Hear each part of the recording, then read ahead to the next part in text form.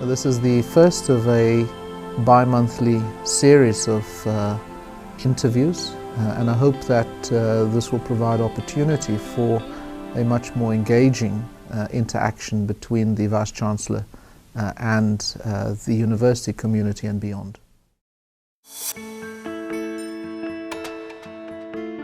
The period ahead is really about continuing to establish UJ as a leading African university. It's therefore continuing along the line of building its pedigree, its stature, domestically, continent-wide and globally. And of course it is about performance and driving towards the strategic objectives of the institution. So in summary, it's really about continuing to build its stature, continuing to grow its pedigree and its international prominence as one of Africa's leading universities. In my view, a successful merger, as I've always argued, if we were to have a very successful merger as we've been able to have, then we would be able to position the institution as one of Africa's leading institutions. The merger, being successful, was absolutely important because it was important for us to, as we brought together the three institutions, for us to be able to work towards a common institutional culture, not necessarily a single identity, precisely because we're a comprehensive institution, but working towards nurturing a shared institutional culture. It was also important for us to, as we did this, to retain our leading academics, which we were able to do, but also we were able during this period to attract some of the country's leading academics into UJ. They've seen UJ as innovative, as not just trendy, but also as a place where they can express their academic freedom and where they can also grow academically. So from that point of view, the greatest achievement has been the success of our merger, but also therefore our ability, notwithstanding the merger, to continue to perform to the best of our ability. Our graduate output during this 5-year period has stayed high. In fact, our total graduate output over this 5-year period is in excess of 50,000. We've been averaging about 10,500 graduates a year. We continue to do so this year.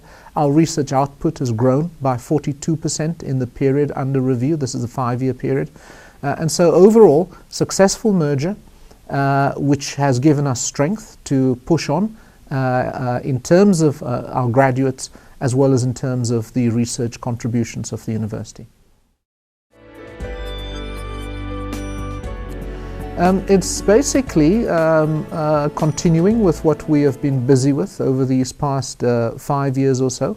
An important difference as we go into the period ahead, as we work our way towards 2015 and beyond, will be the profiling, the highlighting of technology and technological programs and innovation at UJ.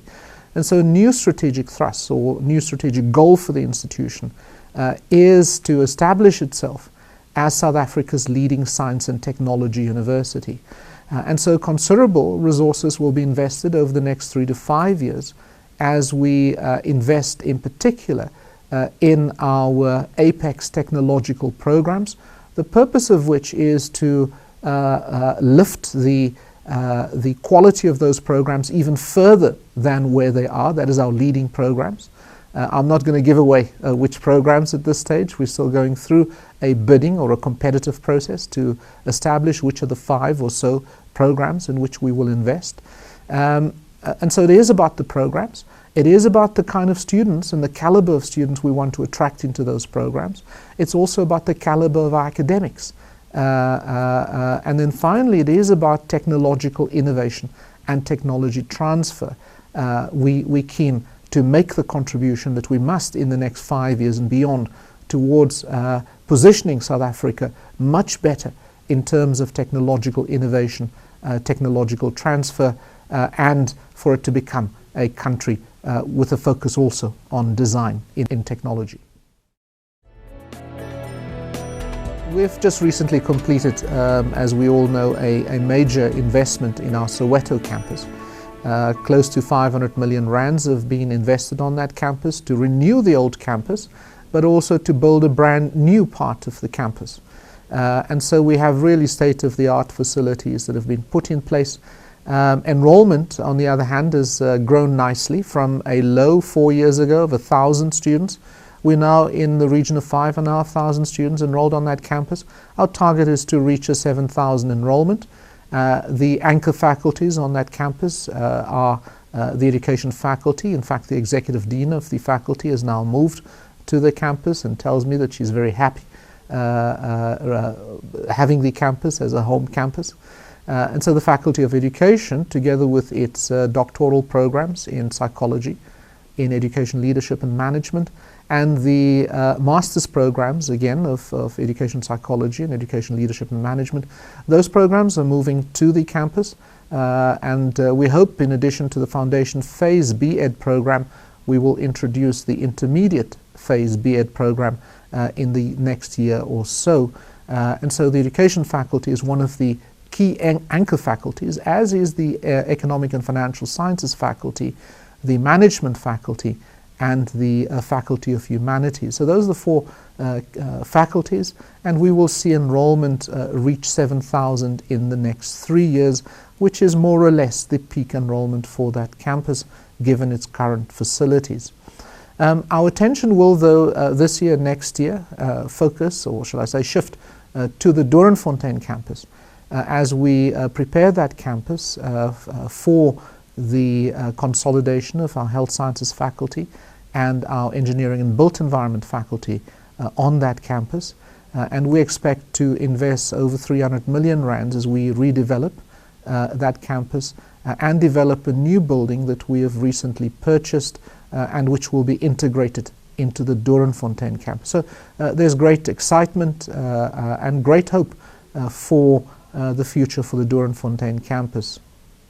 So I would say that those are the two primary developments on our campuses. Of course, the shift of health sciences and engineering to Doornfontein will have a knock-on effect for the APK, that's the Kingsway campus, where enrollment will come down and where we then expect to repurpose the facilities, the buildings, the office spaces that are currently being used by these two faculties.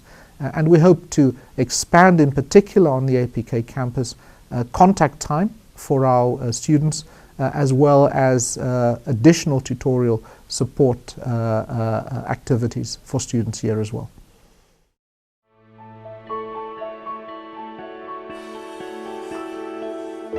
Overall, my impression is very positive. It's interesting that when the president, that's President Zuma, was asked about this, so to react to the situation, he said, well, look at it positively, which has also been my approach, that this actually reflects the hunger for higher education in our country.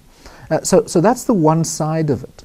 On the other side, of course, I think that it's a plus for UJ.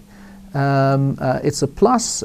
We're well located in Johannesburg, in the most populous province of the country. We're well located in the economic heartland of Africa. And it does mean that the university, and given its brand name, Johannesburg, and given the investments that we've made in the brand over this period, in addition to the strength of our programs, in addition to the cultural experience which students find here at UJ, all of those have added up to really position UJ as not only trendy, but as a substantive university with excellent and high quality programs on offer.